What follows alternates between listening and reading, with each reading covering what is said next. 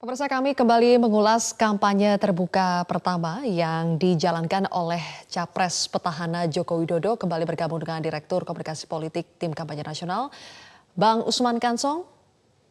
Bang Usman, kalau kita berbicara lagi-lagi pemilihan tempat pertama yaitu di Banten, apa sebetulnya tantangan yang dihadapi TKN selama ini dalam meraih suara masyarakat Banten? Ya, di pemilu 2014 Pak Jokowi dan Pak JK itu kalah. Bisa dibilang bahkan kalah telak 57 lawan 42 sekian persen. Nah, karena itu tantangannya lumayan berat untuk pemilu Pilpres 2019.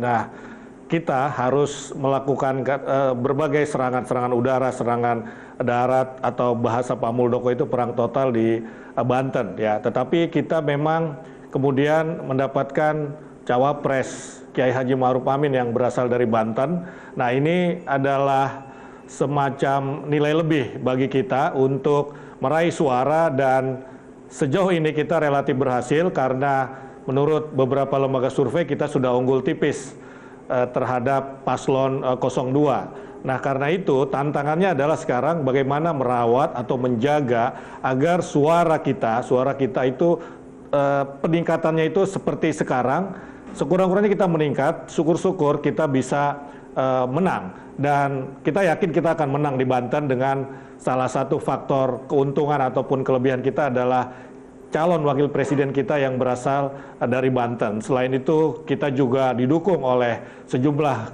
kepala daerah ya, secara individu sebagai jabatan politik kepala daerah juga didukung oleh tokoh-tokoh masyarakat Banten. Jadi kita yakin bahwa di Banten di 2019 kita akan menang, tetapi memang kita sekali lagi tantangannya adalah bagaimana mempertahankan kemenangan ini. Bang Usman, kalau selama masa kampanye terbuka ini bagaimana sebetulnya pembagian tugas kampanye antara Jokowi dan Ma'ruf Amin? Ya, kalau pembagian tugas itu Pak Jokowi tentu saja tidak dua-duanya tidak berada di satu tempat yang sama. Itu kita harus bagi, kecuali di kampanye hari pertama ini. Dua-duanya calon presiden dan calon wakil presiden itu ada di tempat yang sama, yaitu di Banten. Tetapi nanti kita akan spread begitu.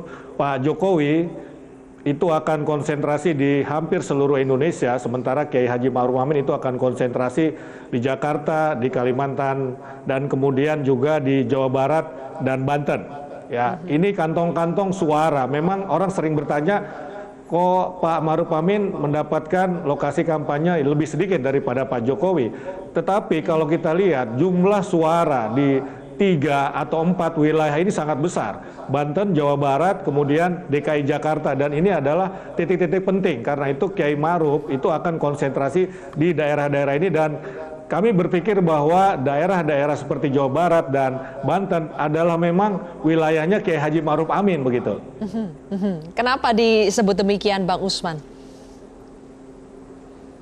Ya, kita lihat Banten tadi itu adalah daerah ataupun asal Kiai Ma'ruf Amin. Dan kita juga lihat bahwa karakter antara Banten dengan Jawa Barat itu relatif sama, yaitu religiusitas masyarakatnya itu sangat tinggi, sangat islami masyarakatnya, sehingga penting bagi kita untuk menempatkan Kiai Haji Ma'ruf Amin di dua wilayah Jawa Barat dan Banten dalam kampanye-kampanye terbuka ini begitu. Oke, terakhir Bang Usman, kalau materi kampanye yang banyak disampaikan oleh Jokowi adalah soal program kerja, kartu sakti, dan perang melawan hoax, bagaimana dengan materi kampanye yang akan disampaikan oleh Kiai Haji Ma'ruf Amin? Ini titik beratnya akan lebih kemana?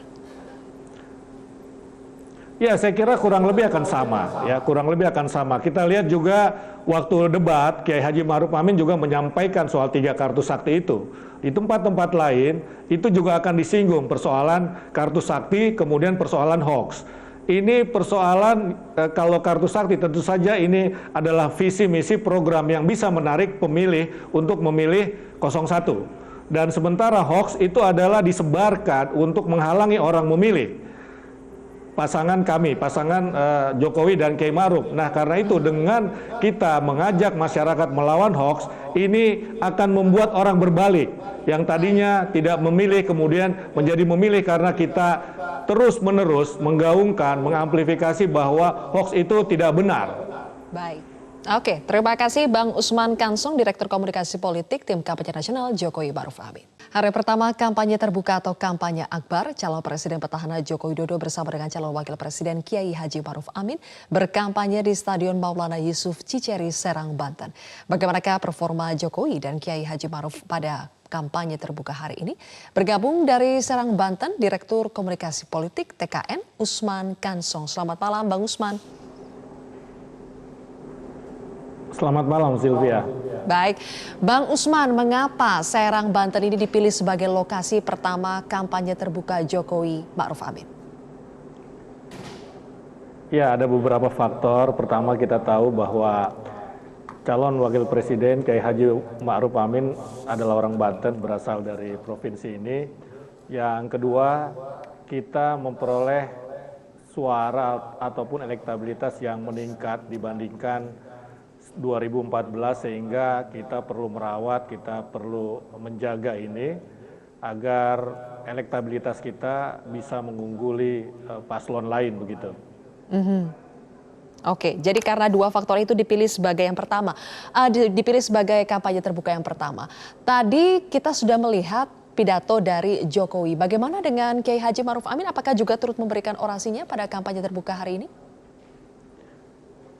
Ya, Kiai Haji Ma'ruf Amin tidak ikut kampanye di stadion, ya, tetapi beliau ada acara haul ibundanya di Provinsi Banten juga. Ya, jadi tidak ke stadion untuk berorasi, tetapi ke acara lain. Oke. Dari sisi materi kampanye, lagi-lagi Jokowi menegaskan manfaat dari 3 kartu sakti, kemudian menjelaskan soal perang melawan hoax. Mengapa lagi-lagi ini yang dimunculkan sebagai materi kampanye terbuka, Bang Usman? Iya, kampanye adalah menyampaikan visi dan misi. Dan salah satu visi dari Pak Jokowi adalah 3 kartu tersebut.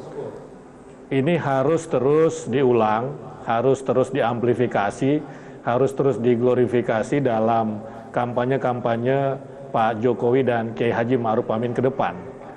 Agar masyarakat semakin memahami visi misi calon Presiden Jokowi.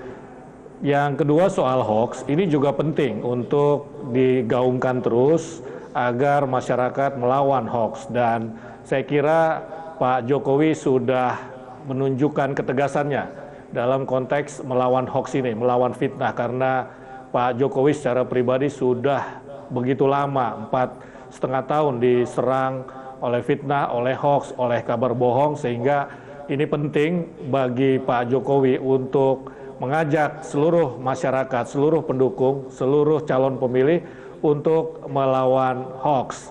Dan ini juga penting karena masyarakat ketika berpartisipasi di akar rumput dalam melawan hoax ini akan meningkatkan elektabilitas bahwa apa yang diinformasikan lewat hoax itu tadi tidak benar. Tidak benar bahwa Pak Jokowi itu anti ulama, Pak Jokowi itu akan melarang azan, Pak Jokowi akan menghapus pelajaran agama dari sekolah. Saya kira itu penting sekali ya, agar masyarakat lain itu paham bahwa itu tidak benar dan kemudian memilih Pak Jokowi. Baik, Bang Usman, nanti kita akan lanjutkan kembali, tapi kami harus jeda sejenak pemirsa. Prime Time News akan kembali masih bersama dengan Direktur Komunikasi Politik Tim Kampanye Nasional Jokowi Maruf Amin.